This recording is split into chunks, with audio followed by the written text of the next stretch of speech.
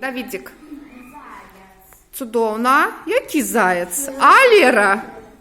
Може бути шери, а може бути білий. А у нас які діти? Поглядіть.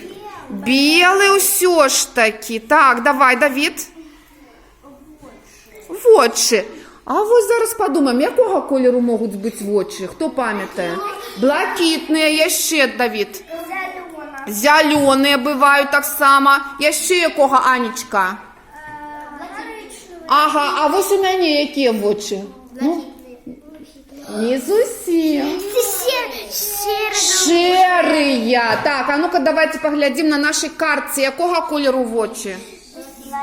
Блакитний. У кого у нас блакитний колір? Ось так, чудовно. Так, далі, Давід. Васильок, або Волошка, ми з вами ще казали. Якого кольору Волошка? Синяя, чудовно.